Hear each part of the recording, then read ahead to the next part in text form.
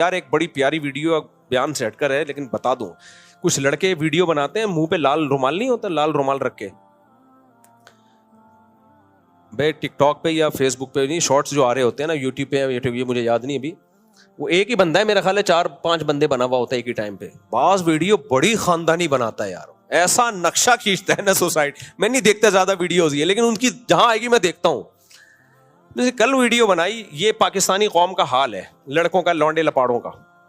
کل میں نے ایک ریل چلتے ہوئے نا نظر سے گزری, اس میں وہ ایک لال سا وہ انہوں نے ماسک چڑھایا ہوا ہوتا ہے, ہوٹل پہ بیٹھے ہوئے 3 لونڈے, باتیں کیا ہو رہی ہیں یار, ایسا ہے 50 لاکھ سے نا ہم بزنس شروع کرتے ہیں. دوسرے کہتے ہیں جب بزنس کرنا ہے نا تو کروڑ سے کرو, پھر مزہ ہے بزنس کا. وہ دوسرا اور تیسرا اس کی, ہاں یار بزنس ہو تو پھر کروڑ تو ہو کم از کم, 50 میں کیا ہوتا ہے. پھر کہا چلو تینوں مل کے پیسے ملاتے ہیں. یار جب تینوں, یا بھی مجھے پورے الفاظ تو یاد نہیں ہے نا, میں تو رٹا تھوڑی لگا کے میں نے یاد کیا, ہو سکتا ہے کچھ ان کی تعبیر میں میری تعبیر میں تھوڑا فرق آ جائے, لیکن جو میسج ہے وہ میسج ان کا جو دینا چاہ رہے ہیں نا وہ میں بتا رہا ہوں. انہوں نے کہا یار اگر تینوں نے ملا کے کرنا ہے 50 میرے 50 تیرے اور 1.5 کروڑ کے, یار 1.5 نہیں کرنا ہے تو پھر 2 کروڑ سے کرو. یہی باتیں ہوتی ہیں نا. ابے مزہ بزنس کا جب ہی آئے گا جب کم سے کم کتنے 2 کروڑ. اتنے میں وہ ہوٹل میں بیٹھے, وہ آیا چائے, انہوں نے کہا یار 3 دودھ پتی لیا. وہ کہہ رہا میرے پاس تو پیسے نہیں. کیا ایسا کر ایک لے آئے, دونوں آدھی آدھی پی لیں گے, دونوں کیا کر لیں گے آدھی آدھی. وہ چلا گیا. پھر باتیں, یار 2 میں آج کل کچھ نہیں ہوتا, کرنا ہے تو کس سے کرو 3 کروڑ سے کرو. ایسی باتیں چل رہی. وہ آیا پراٹھا, چیز والا پراٹھا, اتنے کا ابے چیز والا نہیں سادہ لیا. وہ بھی 3 نہیں, 3 آدمی ایک پراٹھے میں شریک ہو رہے ہیں. باتیں کیا ہو رہی ہیں 1.5 سے کرو, 2 کروڑ سے نہیں 3 کروڑ سے.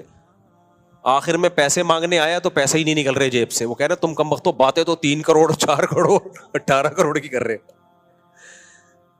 تو یہی ہے, آپ ہوٹلوں پہ جا کے دیکھو ایسی بڑی بڑی باتیں, اور کٹ چائے منگوا رہے ہوں گے. چائے کون سی منگوا رہے ہوں گے, 2 کٹ لیا 2 کٹ لیا. بڑی ان کی ویڈیوز میں اچھی بات ہے بےہودگی نہیں ہوتی. ایک اور میں نے ویڈیو دیکھی, بڑا مزہ آیا, میں نے بڑی شیئر کی. میں نے کہا یار ہمیں اپنی بچپن یاد دلا دیا انہوں نے. ہمیں یاد ہے ہماری والدہ جب پڑوسیوں کے یہاں سے آتی تھی نا, پڑوسن سے بڑی دوستی تھی, ہمارے پڑوس میں رہتی تھی کوئی خاتون, تو ہم اپنی امی کو لینے جاتے تھے تو وہ دروازے پہ بھی کھڑے کھڑے باتیں, ہلتی نہیں ہے نا پرانی عورتیں, باتیں ہی نہیں ختم ہو رہی.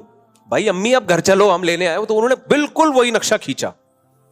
تو پڑوس سے امی نکل کے آئی ہیں, امی کو لینے آیا, وہ پھر دروازے پہ باتیں, پھر باتیں ہی ختم نہیں ہو رہی ان کی. پھر وہ اچھا چلو چلتے ہیں, اچھا ہاں وہی چلتے ہیں, اچھا وہ بتانا آج کھانے میں کیا پکایا ہے, آج کدو, ہاں کدو ذرا سستے ہو گئے ہیں. وہ مجھے پورے الفاظ یاد نہیں ان کے. اتنی لمبی باتیں, بندہ بیزار آ گیا یار. میں نے کہا یار اس بندے نے صحیح نقشہ کھینچا ہے. پہلے ایسا ہی ہوتا تھا, خواتین کا امی کو لینے جاؤ نا کہ بھی بلایا ہے گھر میں, کھانا پکا دو, یہ کر دو, تو وہ پرانی عورتوں کی باتیں ختم نہیں ہوتی تھی. کہتے ہیں 2 خواتین کو جیل ہو گئی 20 سال اکٹھی رہی نا وہ. تو جب جس دن رہائی ملی تو کہہ رہی بہن کچھ باتیں رہ گئی ہیں, انشاءاللہ پھر ملے تو کریں گے. جیلر نے کہا یار 20 سال میں تمہاری باتیں ختم نہیں ہوئی ہیں. تو بڑا اچھا بنا, اس میں بے حیائی نہیں ہے, بےہودگی نہیں ہے. مجھے انہوں نے کوئی پیسے نہیں دیے. کہتے ہیں اچھا مفتی صاحب کمرشل ہو گئے ہماری. اچھا اس میں ایک اور بھی بڑا زبردست, تازہ پرانے لوگوں کو تازہ شوق بھی ہوتا ہے. تازہ گوشت اپنے سامنے کٹوا کے لائے ہیں, تازہ. اچھا ان دنوں میں میری بھنڈی لگ رہی تھی, میں بھی تازہ بھنڈی کھا رہا تھا. جس کو میں بھنڈی کھلاتا بولتا بالکل تازہ ہے, تازہ. تو اس پہ ہمارے بھانجوں نے بھیجی, بولے یہ تازہ کا انہوں نے بیڑا غرق کر دیا ہے. تو تازہ. پھر وہ دادے لوگ یہ باتیں کر رہے ہوتے نا, ابے تم لوگ تو یہ فروزن مرغی کھاتے ہو, ہم تو تازہ مرغا کاٹ کے کھاتے تھے. تو ایک نے, اب مقابلے ہو رہے ہیں, تو ایک نے کہا ابے سامنے ہم تو انڈا خریدتے تھے, مرغی بٹھاتے تھے, اس چوزے کی اپنے حساب سے تعلیم و تربیت کرتے تھے, پھر تازہ کاٹ کے کھاتے تھے. تو یہ بوڑھوں میں یہ مقابلے ہوتے ہیں. اس کے بعد سے میں نے یہ کہنا چھوڑ دیا تازہ بھنڈی. لیکن ہماری بھنڈی آرگینک تھی, وہ واقعی تازہ تھی. اچھا میرے بھائی، بیماری کا علاج آپ نے اللہ کی طرف سے اس پر یقین کرنا ضروری ہے، وہ کافر ہو جائے گا. مجبوری ہے یار، قریب کا ہے، افسوس ہو رہا ہے. بیماری کا علاج آپ صلی اللہ علیہ وسلم نے بتایا اللہ تعالیٰ کی طرف سے، اور اس پر یقین کرنا ضروری ہے. جو انکار کرے گا وہ کافر ہو جائے گا. جیسے شہد میں شفا ہے. میری خالہ کی بیٹی ہے، والدین میری شادی کرنا چاہتے ہیں، لیکن مجھے بیماری کا شادی سے کیا تعلق ہو گیا، لیکن مجھے 10% بھی دل مائل نہیں ہے، اس کی طرف کیا کروں؟ والدین کہتے ہیں تمہاری بہن کی شادی ہم نے اپنی پسند سے کی ہے تو تم کیوں نہیں مانتے؟ دو الگ الگ سوال ہیں جن کو گڈمٹ کر دیا انہوں نے. بھائی بیماری اور علاج دونوں اللہ کی طرف سے ہیں، لیکن اسباب اللہ نے ہی پیدا کیے ہیں نا، تو اللہ ہی ہمیں حکم دیتا ہے کہ اسباب اختیار کرو. نظر کس پہ رکھو؟ اللہ پہ رکھو. باقی آپ کی کزن سے بالکل بھی دل مائل نہیں ہے تو منع کر دو. پھر آپ بہتر ہے کہ مان لو جہاں ماں باپ کہہ رہے ہیں وہاں زیادہ فائدہ ہوتا ہے، لیکن بعض دفعہ بالکل دل مائل نہیں ہوتا، زندگی کی رونق چھن جاتی ہے، عذاب میں آ جاتے ہیں لوگ. ایسی صورت میں ایک دفعہ اڑ جانا وہ زیادہ بہتر ہوتا ہے بنسبت ساری زندگی روتے رہنے کے. تو بالکل ہی دل مائل نہیں ہے، تھوڑا بہت بھی دل مائل ہے تو کر لو. جب شادی ہوتی ہے محبت پیدا ہو جاتی ہے. ماں باپ کا دل نہ دکھاؤ تو زیادہ اچھا ہے. مولانا طارق جمیل صاحب کو بیان کرنے سے روک دیا گیا اور پھر وہ پنڈال میں نہ پہنچ سکے، اس لیے رکاوٹیں بھی کھڑی کی گئی ہیں. ایسا کیوں کر رہے ہیں کابر تبلیغ؟ معین اختر سے کسی نے پوچھا کہ آپ کے ماموں کیا کرتے ہیں، اس نے کہا ماموں کی باتیں ماموں سے پوچھو. میں نے اپنے گھر آنے سے روک دیا ہوتا، حضرت کو آپ پوچھتے اتنے بڑے بزرگ کو آپ نے کیوں نکالا؟ تو تبلیغ کے اپنے اصول اور آداب ہیں. بہتر پتہ ہے کیا ہے کہ لفڑے میں پڑو ہی نہیں. ہم سے قیامت کے دن اس بارے میں سوال نہیں ہوگا. ہمارے لیے دونوں قابل احترام ہے بس. باقی جہاں اجتماعی نظم ہوتا ہے وہاں بہت ساری چیزوں کو لے کے چلنا پڑتا ہے. تبلیغ والوں کا ایک نظم ہے، ایک سسٹم ہے، ان لوگوں کا ایک پورا ایک نظام ہے، وہ تھوڑی اس نظام کو آگے پیچھے ہونے دیتے ہیں. جو اصولی طور پر ایک بات ہے جو بالکل بدیہی طور پہ غلط معلوم ہوتی ہے، دیکھو جہاں بھی انسان ہوتے ہیں آپس میں اختلاف ہوتے ہیں، لیکن میڈیا کی زینت نہیں بننا چاہیے. وہ میڈیا کی زینت نہیں بننا چاہیے. جو بھی روٹی کھائے گا گوشت کھائے گا کچھ نہ کچھ. اللہ نے صحابہ میں اختلاف کیوں کروایا؟ حالانکہ وہ تو رحماء بینہم ہے نا، تاکہ امت کے پاس یہ بھی ایک رہے بھائی یہ بھی ہو سکتا ہے. تو اہل سنت والجماعت نے کیا کیا جب صحابہ میں اختلاف ہوا؟ بھائی دونوں ٹھیک ہیں، جو غلط فہمیاں تھیں ہو گیا اختلاف، تبھی ہم حضرت علی کو بھی جنتی اور سیدنا معاویہ کو بھی، سیدنا علی کو بھی جنتی، سیدنا معاویہ کو بھی جنتی. تو اس لیے لفڑے میں نہ پڑے، زیادہ بہتر ہے. مفتی صاحب نام شیریں زادہ، میرے والد صاحب کی زمین غلام، آپ اس حق میں بہتری کی دعا کر دیں، اللہ تعالیٰ انہیں صحت عطا فرمائے. دل سے دعا ہے بھائی، اللہ ان کو صحت عطا فرمائے. اگر رشتہ داروں میں کوئی غریب ہو تو اس کی مدد کے لیے زکوٰۃ دے سکتے ہیں. زکوٰۃ بتا کے دینی چاہیے، غریب ہو تو دے سکتے ہیں، ڈبل ثواب ملے گا. بتا کے نہ دیں، اس کو ہدیے کے نام پہ دیں. دل میں زکوٰۃ کی نیت کریں، زبان سے کہیں گفٹ ہے. اپنے حق کے لیے لڑنا چاہیے یا نہیں، شریعت کیا حکم دیتی ہے؟ دونوں طرح کی حدیثیں ہیں. کچھ حدیثوں سے ہمیں یہ پتہ چلتا ہے کہ اپنے حق کے لیے لڑنا چاہیے. جیسے حدیث میں آتا ہے من قتل دون مالہ فہو شہید. صحابی نے پوچھا یا رسول اللہ میرا مال چھیننے کوئی آئے تو میں کیا کروں؟ آپ نے فرمایا لڑو. فرمایا وہ بھی لڑ رہا ہے، فرمایا تم بھی لڑو. فرمایا وہ قتل کی کوشش کرتا ہے، فرمایا تم قتل کر دو اس کو. جان بچانے کے لیے قتل کر رہے ہیں نا. تو آپ نے فرمایا تم قتل کر دو گے وہ جہنم میں جائے گا، اس نے پہل کر کے تمہیں مار دیا، تم شہید ہو جنت میں جاؤ گے. یہاں کیا ترغیب ہے؟ بولو، حق کے لیے لڑنے کی. دوسری طرف حدیث میں آتا ہے جو حق پر ہونے کے باوجود اپنا حق چھوڑ دے، جھگڑا نہ کرے، اپنے حق سے دستبردار ہو جائے، میں اس کے لیے جنت میں ضمانت لیتا ہوں، جنت کے بیچ میں گھر کی ضمانت لیتا ہوں. اب بھائی ایک حدیث میں آ رہا ہے اپنا حق ہر قیمت پہ لو، دوسری میں آ رہا ہے چھوڑ دو. تو دونوں کا مطلب الگ الگ ہے. جہاں حق نہ لینے میں فساد کا خطرہ ہو، اگر لوگ ڈاکوؤں کو، چوروں کو پیسے دیتے رہیں، سزائیں نہ دیں، تو چور اور چوری اور ڈکیتی بڑھے گی. تبھی ہم کہتے ہیں ڈاکو جب کوئی اسنیچنگ، موبائل اسنیچنگ کر رہے ہو تو پکڑ کے معاف نہ کرو اس کو. معاف کر دیا وہ کل دوسرے بندے کو مارے گا. بہنیں اگر اپنا حق چھوڑنا شروع کر دیں، بھائیوں سے وراثت نہ لیں، تو یہ ظلم اور زیادہ بڑھے گا. تو ہم بہنوں کو کہتے ہیں لو وراثت، تاکہ وراثت بہنوں کو دینے کا رواج سوسائٹی میں بڑھے. اور بعض دفعہ ایسا ہوتا ہے کہ اپنا حق لینے سے فساد کا خطرہ ہوتا ہے. سوسائٹی میں فساد کم نہیں ہوتا بلکہ بڑھتا ہے، تو وہاں چھوڑ دو حق. جیسے کوئی اجتماعی نظم میں خلل آ رہا ہے،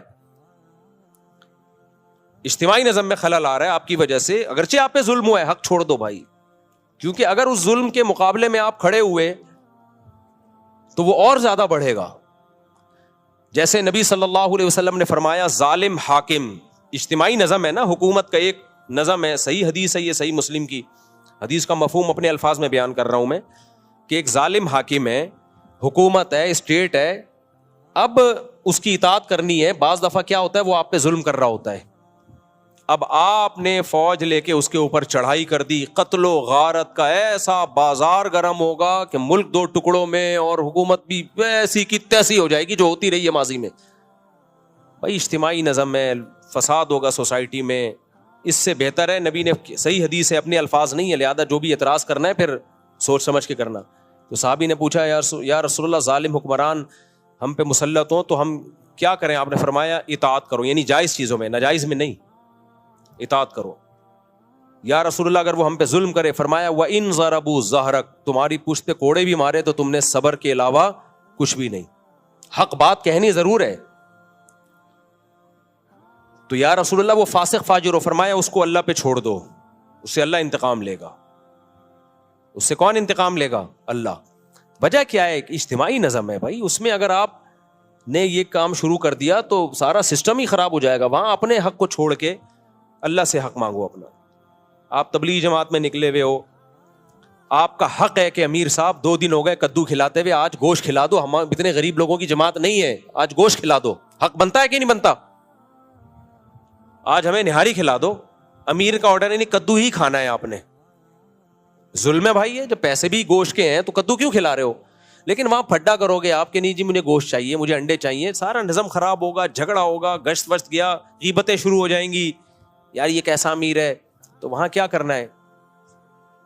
اللہ کے لیے کیا کھا لو بھائی, کدو کھا لو آج, اور کل بھی امید رکھو کیا ملیں گے, کدو ملیں.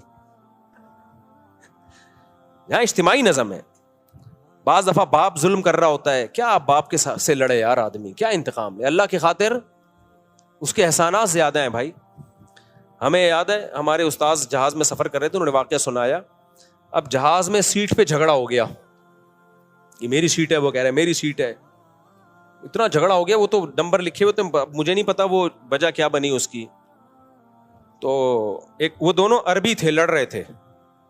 تو ہمارے استاذ گئے, انہوں نے جا کے عربی میں وہ حدیث پڑھی. نبی صلی اللہ علیہ وسلم نے فرمایا کہ جو حق پر ہونے کے باوجود اپنے حق سے دستبردار ہو جائے, میں اس کے لیے جنت میں گھر کی ضمانت لیتا ہوں. عربی تھا, اس نے حدیث سنی, اس نے بولا میں نہیں لے رہا یہ سیٹ. غالباً دوسرے بھی کہا میں بھی نہیں لے رہا. وہ بھائی جنت کا سن کے کون کیا یار تم بیٹھ جاؤ یار. تو وجہ اس کی یہ کہ بھائی تم لڑتے رہو گے, جہاز نہیں اڑے گا, پھڈا ہوگا, اور یہ پھڈا بڑھ گیا, ہاتھا پائی شروع, سارے تمہاری وجہ سے مصیبت میں گئے ہوئے ہیں. تو اس لیے کہیں حق ہر قیمت پہ لینا چاہیے, اور کہیں کہیں اپنے حق کو بولو چھوڑ دینا چاہیے. جہاں چھوڑنے میں اصلاح ہو تو چھوڑ دو, جہاں حق لینے میں سوسائٹی کی اصلاح ہے تو حق لے کے چھوڑو, پھر حق سے دستبردار مت ہو. بعض دفعہ حق اس لیے بھی چھوڑنا پڑتا ہے, آپ میں حق وصول کرنے کی طاقت ہی نہیں ہوتی. آپ کو پتا ہے سامنے والا اتنا پاورفل ہے, 2 چپیٹ لگا دے گا اور گھوم جاؤ گے لٹو کی طرح. تو اس میں فنٹر بننے کی کوشش کرو گے تو گئے. اچھا بھائی جلدی علی بہت زیادہ ٹائم ہو گیا, اپنے کیا قضا نماز فرض سے پہلے پڑھ سکتے ہیں؟ جی پڑھ سکتے ہیں. مفتی صاحب اپنے ابھی بیان میں کہا کہ بہت لوگ آخرت والے دن. اچھا ایک سوال مجھ سے حج سے پہلے جب سفر میں اتوار کے بیان میں پوچھا گیا تھا کہ آپ یونیورسٹی میں لڑکیوں میں بیان کرتے ہیں, لڑکوں میں بیان کرتے ہیں, یہ اس طرح بیٹھی ہوتی ہے. اس کا تو میں نے پورا جواب دے دیا تھا, لیکن ایک چیز کا میں نے جواب نہیں دیا, وہ بھی سوال تھا, مجھے بعد میں لڑکوں نے بتایا, جو اصل اعتراض تھا اس کا جواب نہیں دیا, کہ آپ کے چینل پر وہ اسی طرح بے پردہ لڑکیوں کی ویڈیو چلی جاتی ہیں. یہ بھی سوال کا حصہ تھا. تو وہ پھر میں نے جا کے تحقیق کی, واقعی ایسے ہے. تو وہ میں نے جو ایڈیٹر ہے ان کی کھچائی کی ہے. جو بیان کرنا تو ایک مجبوری ہے, لیکن ان کی کھلی ڈلی تصویریں پھر چینل پہ کس بیس پہ ڈال رہے ہو بھائی, اس کو بلر کرو. تو وہ میرا قصور نہیں ہے, نہ مجھے پتا تھا, تو وہ جو ایڈیٹر ہے اس کا قصور ہے, اس کی میں نے کھچائی کر لی ہے. تو وہ میرے جان بوجھ کر نہیں ہوا, وہ اشکال جس کا بھی تھا وہ ویلڈ تھا اشکال, وہ واقعی اشکال تھا, اور اس کا شکریہ کہ اس نے ہماری اس طرف توجہ دلائی. اور میرے بھائی چشمہ بھی بڈوں والا رکھا ہوا یہاں اپنے. آخرت والے دن، مفتی صاحب آپ نے ابھی بیان میں کہا کہ بہت لوگ آخرت والے دن محنت کر کے آئیں گے اور ناکام ہوں گے، تو اس کا مطلب کیا محنت نہیں کرنی چاہیے اور کامیاب ہونے جنت میں جانے کے لیے کیا محنت نہیں کرنی چاہیے؟ میں نے یہ تھوڑی کہا ہے محنت نہیں کرنی چاہیے، قرآن کہہ رہا ہے بہت سے لوگ جنت کی محنت کر رہے ہیں لیکن ان کی کوششیں ضائع ہو رہی ہیں، کیونکہ وہ محنت اللہ رسول کی بتائی بھی نہیں ہے، بدعتوں میں لگے ہوئے ہیں۔ یہ مطلب نہیں ہے کہ محنت نہیں کرو گے تو جنت میں چلے جاؤ گے، محنت کرو لیکن محنت کا زاویہ صحیح ہونا چاہیے۔ قرآن اب دیکھو، ایک آدمی روزے رکھتا ہے، مغرب سے پہلے نیت کرتا ہے روزے کی اور اگلے دن 12 بجے افطار کرتا ہے، اور ایک صبح صادق کے وقت نیت کرتا ہے اور افطار میں افطار کرتا ہے۔ محنت دوسرے والے کی زیادہ ہے یا پہلے والے کی؟ پہلے والے کی محنت ڈبل ہے، ثواب دھیلے گا نہیں ہے، کیونکہ روزے کا ٹائم رات ہے ہی نہیں، روزے کا ٹائم صبح صادق سے لے کے غروب آفتاب ہے۔ آپ نے 24 گھنٹے کا روزہ رکھ لیا بے وقت۔ ایک آدمی فجر میں 2 رکعت پڑھتا ہے اور 4 سجدے کرتا ہے، دوسرا آدمی فجر کی 8 رکعتیں پڑھتا ہے اور 16 سجدے کرتا ہے۔ محنت کس کی زیادہ ہے؟ دوسرے کی۔ ثواب ٹکے گا نہیں ہے، بلکہ نماز واجب الاعادہ ہے، الٹا گناہ ہوا۔ تو تھوڑی محنت ہو، صحیح سمت میں ہو، اس کا ثواب ملے گا۔ اخپل طریقے سے محنت ہو رہی ہے، اپنی طرف سے محنت پہ محنت ہوئی جا رہی ہے، اس کا دھیلے کا ثواب نہیں ہے۔ جیسے میں نے بتایا تھا، احرام میں میلا کچیلا حاجی اللہ کو پسند ہے، لیکن آپ کیچڑ میں جا کے لت پت ہو رہے ہو احرام میں کہ میلا کچیلا پسند ہے، اب پسند نہیں ہے۔ صحیح ہے نا؟ جو اللہ کی طرف سے میل کچیلا آ گیا، وہ والا میلا کچیلا، وہ اللہ کی، اس کی نسبت کس کی طرف ہوگی؟ اللہ کی طرف۔ مصیبتوں پہ صبر کرنا فرض ہے، لیکن آپ نے اپنے آپ کو مصیبت میں ڈالا، رات کو لاکر کھلا چھوڑ دیا، ڈاکوؤں کو پاسورڈ بتا دیا کہ چوری ہوں گے میں صبر کروں گا، اب ثواب نہیں ہے۔ شد عقالہ وتوکل علی اللہ، نبی نے فرمایا اونٹ کو پہلے رسی سے باندھو، نگرانی کرو، پھر چوری ہو گیا تو پھر ثواب ملے گا۔ اونٹ ہی رسی سے نہیں بندھا ہوا تھا، پھر چوری ہوئے تھوڑی، پھر تو آپ کی حماقت کا آپ کو گناہ ملے گا۔ میں چاہتا ہوں جلدی مختصر جواب دوں، لیکن پھر لمبا بہت جلدی۔ میرے دوست کہنے میں دوسرے شہر سے سامان منگوایا، پھر جلدی میں سے پڑھنا پڑتا ہے، کیا کریں؟ اس میں اپنا کمیشن بھی رکھا، لیکن اصل رقم تو اس کو نہیں بتائیں، سامان اپنے پاس رکھ کر پہنچائیں، اس سے ایڈوانس بھی لے گا، اور سامان نہ ملے تو میرا نقصان کم ہو۔ جب سامان اس سے پہنچ گیا تو اس نے پوری رقم مجھے دے دی، میں سے کمیشن اور چھوٹ تو نہیں ہے۔ سامان اپنے پاس رکھ کر پھر اس تک پہنچایا، اس سے 500 روپے ایڈوانس بھی لیا، اگر وہ سامان نہ لے تو میرا نقصان کم ہو۔ نہیں بھائی، یہ طریقہ جائز نہیں ہے۔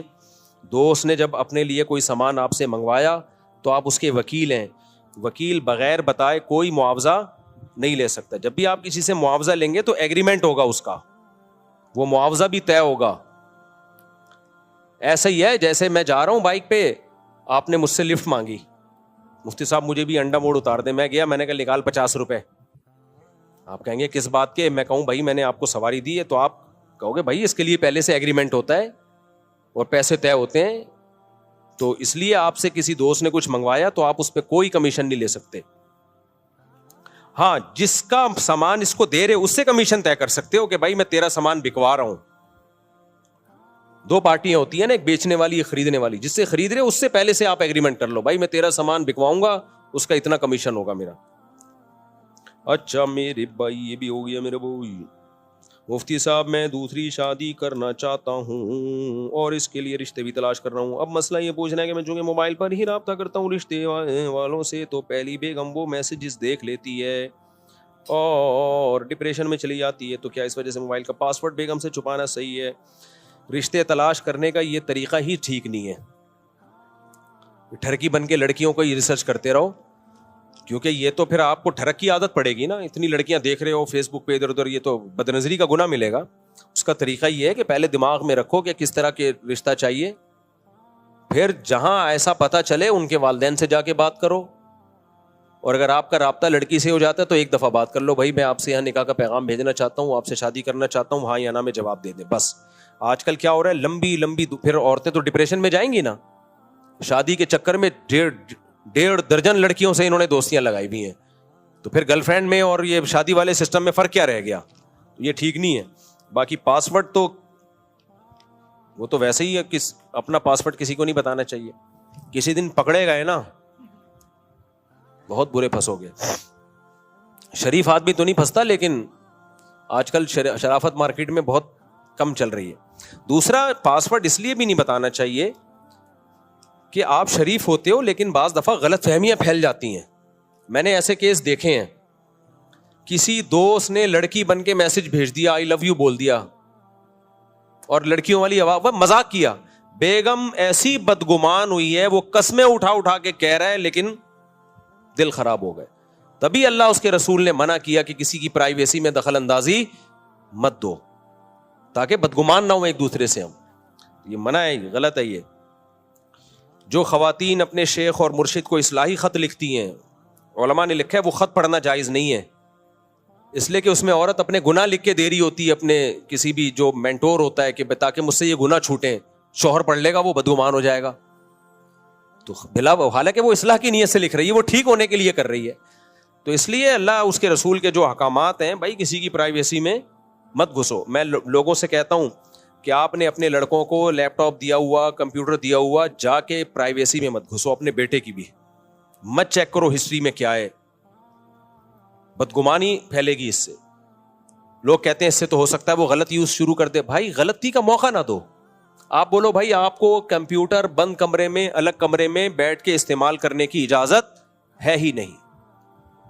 یہ نظام بناؤ نا. کیوں دھاڑ دھاڑ کر کے دروازے توڑ توڑ کے گھستے ہو؟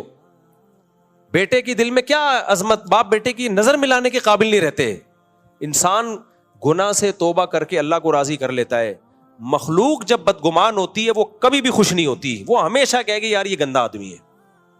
کتنے بڑے سے بڑا گناہ ہو جائے نا, گڑ گڑا کے توبہ کرو, اللہ سب مٹا دے گا. اللہ کہے گا مان لیا بس تو نیک ہے. نہ ابا مانے گا, نہ اماں مانے گی, نہ بیوی مانے گی, نہ شوہر مانے گا, نہ پڑوسی مانیں گے, نہ دوست مانے گا. اس لیے اللہ کے سامنے تو سب گناہ بھی ہوتے ہیں, توبہ بھی ہوتی ہے. لوگوں کے سامنے آپ کے گناہ آئیں گے میرے بھائی, آپ کی توبہ نہیں آئے گی. تو اس لیے اسلام نے حکم دیا ایک دوسرے کی پرائیویسی میں گھسنے کی کوشش مت کرو, اور اگر کسی کا گناہ پتہ چل گیا تو اس کو چھپاؤ, پردہ ڈالو, اس کو توبہ کا موقع دو, سنبھلنے کا موقع دو. تو نوجوانوں کی نگرانی بھی کرنی ہے. تو نگرانی کا طریقہ یہ, بھائی بند کمرے میں کنوارے چھڑے چھاٹ کو آپ سسٹم کمپیوٹر استعمال کرنے ہی مت دو, موبائل استعمال کرنے مت دو. بچیوں کو اینڈرائڈ والا موبائل لونڈے لپاڑوں کو لے کے ہی مت دو. بولو جب شادی ہو جائے گی ابھی نارمل موبائل رکھو, خاص طور پہ جو ٹین ایجر لڑکے ہوتے ہیں. اور اگر دے دیا تو اس کو بولو بھائی اوپن ہوگا جو کچھ بھی ہوگا. بند کمرے میں گھسا ہوا ہے, واش روم میں گھنٹہ لگا دیا, آئی نہیں رہا. اتنا قبض کسی کو نہیں ہوتا 1 گھنٹہ, اور وہ بڑھاپے میں ہوتے ہیں یہ قبض. اتنے جوانی میں تو اتنا تھوڑی لمبا قبض ہوتا ہے, 2 گھنٹے ہو گئے, یا تو بے ہوش ہو گیا ہے یا اللہ خیر کرے. اب آپ نے کیا کیا, واش روم میں کیمرہ لگا دیا. یہ غلط ہے بھائی, یہ غلط ہے. تو طریقہ یہ ہے, بیٹے کو بولو بیٹا 1 گھنٹے سے تو واش روم میں بیٹھا ہوا ہے, باہر آ جا, بس نگرانی کرو, اس سے زیادہ آگے مت گھسو. ہمارے ایک دوست تھے, وہ اللہ ان کو شفا دے, اب تو بیچارے بیمار ہو گئے. وہ کہتے ہیں میرا بیٹا واش روم میں جا کے نہا رہا ہوتا ہے, 1 گھنٹہ لگا, اگر تھوڑی دیر ہو جائے نا میں دروازہ نوک کرتا ہوں, جلدی باہر آؤ. اس سے زیادہ نہیں, اس سے زیادہ آپ کو آگے جانے کی اجازت بولو اولاد کے معاملے میں بھی نہیں ہے کہ خفیہ کیمرے لگا رہے ہیں, چیک کر رہے ہیں کیا ہو رہا ہے. یہ غلط ہے. خفیہ کیمرے اوپن ایریا میں لگاؤ, گلی محلے میں, گھروں کے اندر مت لگاؤ خفیہ کیمرے. یہ بہت غلط حرکت ہے.